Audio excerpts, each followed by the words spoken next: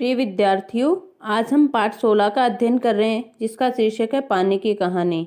इस पाठ के लेखक हैं रामचंद्र तिवारी जी। लेखक रामचंद्र तिवारी जी इस पाठ में ओस की बूंद को जरिया बनाया। ओस होती है, ओस गिरती है जो उस बूंद को, पानी की बूंद जो बनती है उससे, उस बूंद को जरिया बनाया कि किस तरह से पानी का रूप होता है, पानी किस तरह से बनता है, उसकी किस तरह से रचना होती है, उसमें कौन कौन से तत्व शामिल होते हैं, यही सब क्या है इस पाठ में बताया गया है। पानी का क्या होता है, एक जीवन चक्र होता है। पानी का क्या होता है, जीवन चक्र होता है। समुद्र का पानी जो होता है सूर्य की किरणों से क्या होता है, गर्म बन होता है और क्या बन जाता है, भाप बन जाता है। और फिर भाप क्या बन जाती है, भाप फिर बादल बन जाते हैं। और यही सब क्रिया क्या होती है, हम सारी चीजें क्या पढ़ते हैं, ये विज्ञान में भी पढ़ते हैं ना, कि पानी का क्या होता है, एक जीवन चक्र होता है। मतलब गर्म होकर के बादल बनते हैं, बादल फिर वापस भारी हो जाते हैं, पानी जब उनमें ज़्यादा भर जाता है तो फिर वापस वो क्या होते हैं, बरसते हैं बारिश के रूप में। और तो कुछ पानी क्या होता है, धरती में रिस जाने के कारण अंदर चला जाता है, कुछ नदियों में चला जाता है, नालों में चला जाता है, और नदियाँ फिर किस में मिल जाती हैं, समुद्र में मिल जाती हैं। इस प्रकार पानी का चक्कर चलता रहता है। समुद्र फिर क्या होता है, समुद्र में फिर सूर्य की गर्मी होती है, वहां से फिर वाष्प बन के फिर वह बादल बन जाता है। इस तरह से क्या होता है, पानी का जीवन चक्र चलता रहता है। तो लेखक ने इस कहानी में, इस जो निबंध है इसमें यही पानी के जीवन चक्र के बारे में बताया है। हम इस पाठ का अध्ययन करते हैं। मैं आगे बढ़ा ही था, कौन, लेखक रामचंद्र तिवारी जी कह रहे हैं कि मैं आगे बढ़ा ही था कि बेर की झाड़ी पर मोती सी एक बूंद मेरे हाथ पर आ गिरी। जब सर्दियों के समय में आपने देखा होगा कि छोटी छोटी ओस की बूंदें जो हैं वो पेड़ के पत्तों के ऊपर जम जाती हैं, तो वो कह रहे कि बेर की झाड़ी पर से एक मोती की सी बूंद मेरे हाथ पर आ पड़ी। मेरे आश्चर्य का ठिकाना रहा ना रहा, मतलब मैं बहुत अधिक आश्चर्यचकित रहा जब मैंने देखा कि ओस की बूंद मेरी कलाई पर से सरक कर कहाँ आ गई है, हथेली पर आ गई है। मेरी दृष्टि पड़ते ही वह ठहर गई है। जैसे ही मैंने देखा वह एक जगह ठहर गई है वो बूंद पानी की।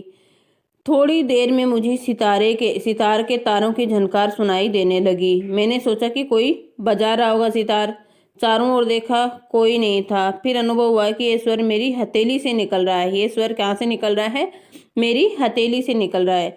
ध्यान से देखने पर मालूम हुआ कि बूंद के दो कण हो गए। एक बूंद से बूंद के कितने हो गए, दो कण हो गए हैं। और वे दोनों हिल हिल कर यह क्या कर रहे हैं, स्वर उत्पन्न कर रहे हैं, मानो बोल रहे हैं आपस में। उसी सुरीली आवाज में मैंने सुना, सुनो सुनो। वो जैसे ऐसे लग रहा था जैसे वो दोनों कण क्या कर रहे हो, आपस में बातचीत कर रहे हो। तो मुझे सुरीली आवाज में क्या सुनाई दिया, सुनो सुनो। लेखक कह रहा है मैं चुप था, फिर आवाज आई सुनो सुनो। अब मुझसे रहा नहीं गया तो मेरे मुख से निकल गया, कहो कहो। तो ओस की बूंद मानो प्रसन्नता से हिली और बोली, मैं क्या हूँ, ओस हूँ, मैं जानता हूँ। किसने कहा, लेखक ने कहा जानता हूँ। तो कहते हैं लोग मुझे पानी कहते हैं, जल भी कहते हैं। और उसकी बूंद क्या कहती है कि लोग मुझे पानी कहते हैं, कुछ लोग मुझे जल भी कहते हैं। लेखक कहता है मालूम है, मैं बेर के पेड़ में से आई हूँ। बेर का पेड़ है, उसके पत्तों पर से मैं आई हूँ। तो लेखक कह रहा झूठी। मैंने सोचा और कहा, बेर के पेड़ से क्या पानी का फवारा निकलता है। लेखक क्या कह रहा है, क्या बेर के पेड़ से पानी का फवारा निकलता है, तुम तो झूठ बोल रहे हो, तुम बेर के पेड़ से कैसे आई हो।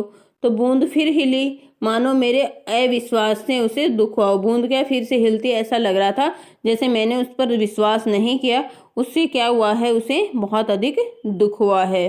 फिर वो अपनी कहानी कहती है कि सुनो, मैं इस पेड़ के पास ही भूमि में बहुत दिनों से इधर उधर घूम रही थी।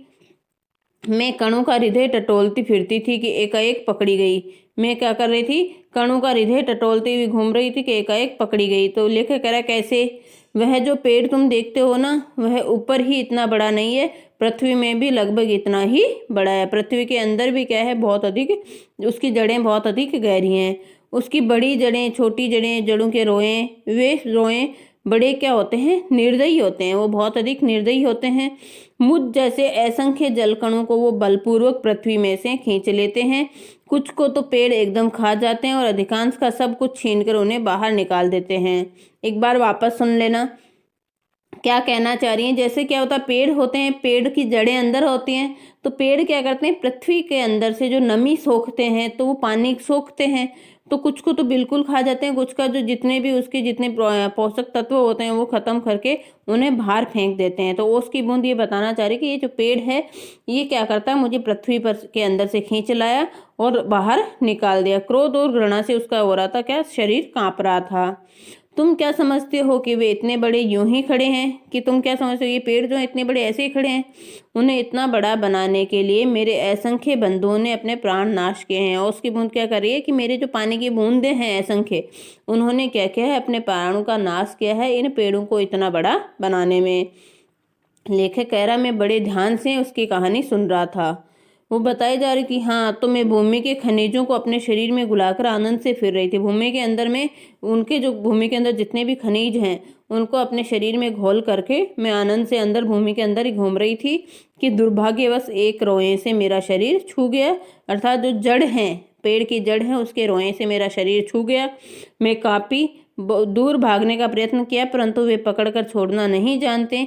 मैं रोए से खींच ली गई, अर्थात पेड़ द्वारा मैं बाहर खींच ली गई। फिर क्या हुआ, लेखक उससे पूछता है। मैंने पूछा, मेरी उत्सुकता बढ़ती चली जा रही थी। लेखक क्या कह रहा है, मेरी जो उत्सुकता है उससे पूछने की वो बढ़ती हुई चली जा रही थी। फिर वो बता रही है, मैं एक कोठरी में बंद कर दी गई।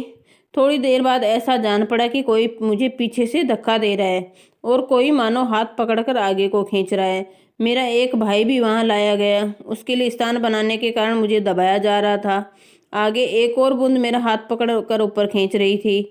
मैं उन दोनों के बीच में पिस चली थी, अर्थात पानी की जैसे बूंदें वो एक खींचते रहते हैं, तो वो बूंद कह रही कि ऐसे लग रहा था जैसे मैं उनके बीच में क्या हो गई, पिस गई थी। मैं लगभग 3 दिन तक सांसत भोगती रही। मैं पत्तों के नन्हे नन्हे छेदों से होकर जैसे तैसे जान बचाकर भागी। क्या कह रही है कि इन पत्तों के नन्हे नन्हे जो छेद हैं उनके अंदर से मैं ओस के रूप में अपनी जान बचा करके भागी हूँ। मैंने सोचा था कि पत्ते पर पहुंचते ही उड़ जाऊंगी, परंतु बाहर निकलने पर ज्ञात हुआ कि रात होने वाली थी और सूर्य जो हमें उड़ने की शक्ति देते हैं वो जा चुके हैं और वायुमंडल में इतने जलकण उड़ रहे हैं कि मैं मेरे लिए वहां पर स्थान नहीं है। तो मैं अपने भाग्य पर भरोसा कर क्या करने लग गई, पत्तों पर ही सिकुड़ी पड़ी रही। अब जब तुम्हें देखा तो जान में जान आई। रक्षा पाने के लिए मैं क्या कर रही, तुम्हारे हाथ पर कूद पड़ी। क्या कह रही है उसकी बूंद कि जब मुझे ये पता चला, तुम्हें जब मैंने देखा तो मुझे जान में जान आई और रक्षा पाने के लिए मैं तुम्हारे हाथ पर कूद पड़ी। इस दुख तथा भावपूर्ण कहानी का मुझ पर बड़ा प्रभाव पड़ा। लेखक कह रहा है कि ओस की बूंद की जो ये दुख और भावपूर्ण कहानी है उसका मेरे ऊपर बहुत अधिक प्रभाव पड़ा। मैंने कहा, जब तक तुम मेरे पास हो कोई पत्ता तुम्हें छू भी नहीं सकेगा। तो बूंद करिए, भैया तुम्हें इसके लिए धन्यवाद। मैं जब तक सूर्य नहीं निकले तब तक रक्षा चाहती हूँ, जब तक सूर्य नहीं निकलता तब तक मैं तुमसे रक्षा चाहती हूँ। उनका दर्शन करते ही मुझ में उड़ने की शक्ति आ जाएगी। मेरा जीवन विचित्र घटनाओं से परिपूर्ण है। वो कह रहे मेरा जीवन जो है बहुत अधिक विचित्र घटनाओं से परिपूर्ण है। मैं उसकी कहानी तुम्हें सुनाऊंगी तो तुम्हारा हाथ तनिक भी नहीं दुखेगा। तुमने हाथ में जो मुझे ले रखा है मेरी रक्षा करने के लिए, अगर मैं तुम्हें अपनी कहानी सुनाऊंगी तो तुम्हारे हाथ में दर्द भी नहीं होगा। तो वो कह रहा है अच्छा सुनाओ। वो क्या कहता है कि अच्छा तुम कहानी सुनाओ। तो वो अपनी कहानी सुनाना प्रारंभ करती है। बहुत दिन हुए मेरे पुरखे हड्रोजन अर्थात हाइड्रोजन और ऑक्सीजन अर्थात ऑक्सीजन, हाइड्रोजन हाइड्रोजन ऑक्सीजन जो दोनों मिलकर के क्या बनता है, पानी बनता है ना, नामक दो गैसें सूर्यमंडल के लपटों में के रूप में विद्यमान थी। दो गैसें थी, हाइड्रोजन और ऑक्सीजन। वो दोनों गैसें सूर्यमंडल में लपटों के रूप में विद्यमान थी। सूर्यमंडल अपने निश्चित मार्ग पर चक्कर काट रहा था। वे दिन थे जब हमारे ब्रह्मांड में उथल पुथल हो रही थी। अनेक ग्रह और उपग्रह बन रहे थे उस समय। तो वो कह रहे ठहरो, क्या तुम्हारे पुरखे अब सूर्यमंडल में नहीं है? वो मैं लेखक बीच में प्रश्न पूछ रहा कि क्या तुम्हारे जो पूर्वज हैं वो सूर्यमंडल में अब नहीं हैं?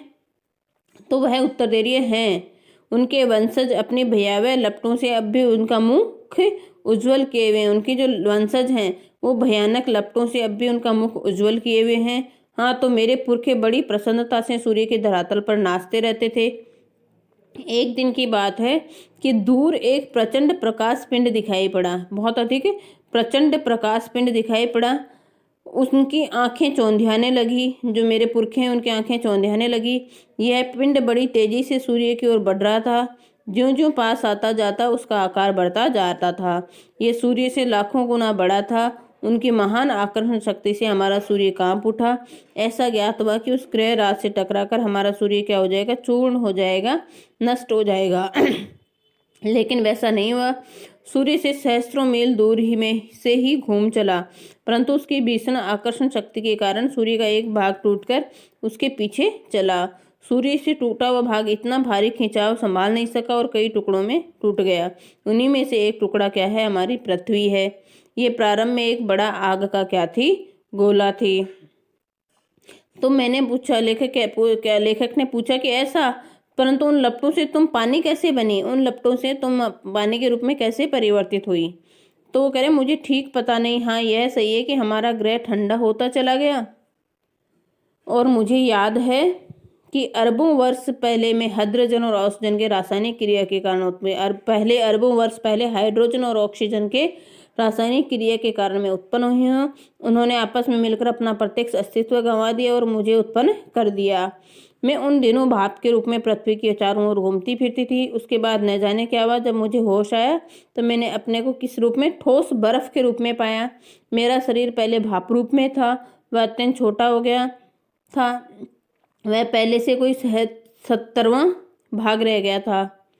मैंने देखा मेरे चारों ओर मेरे असंख्य साथी बर्फ बने पड़े थे। जहां तक दृष्टि जाती बर्फ के अतिरिक्त कुछ दिखाई नहीं पड़ता। जिस समय हमारे ऊपर सूर्य की किरणें पड़ती तो सौंदर्य बिखर पड़ता था। हमारे कितने साथी ऐसे भी थे जो बड़ी उत्सुकता से आंधी में ऊंचा उड़ने, उछलने कूदने के लिए कमर कसे तैयार रहते थे। तो लेखक पूछ रहा है कि बड़े आनंद का समय रहा होगा।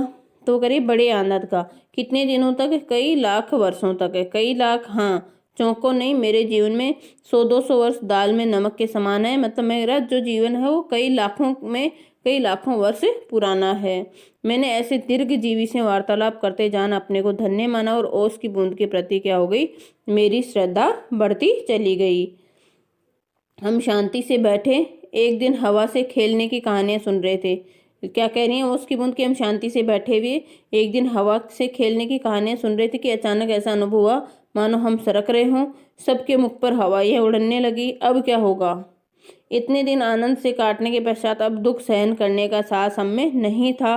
बहुत पता लगाने पर ज्ञात हुआ कि हमारे भार से ही हमारे नीचे वाले भाई दबकर पानी हो गए हैं और उनका शरीर ठोसपन छोड़ चुका है और उनके तरल शरीर पर हम क्या कर रहे हैं, फिसल रहे हैं। अर्थात बर्फ जो है अब किसका रूप धारण करने लग गई है, पानी का रूप धारण करने लगे हैं। इस प्रकार जो रामचंद्र तिवारी जी हैं वो ओस की बूंद के माध्यम से पानी के जीवन चक्र के बारे में हमें इस पाठ में बता रहे हैं। आगे का पाठ हम कल पढ़ेंगे। तब तक इसको आप अच्छे से ध्यान से पढ़ेंगे और इसमें जो भी आपको क्वेश्चंस बनते हैं वो आपको करने हैं। धन्यवाद।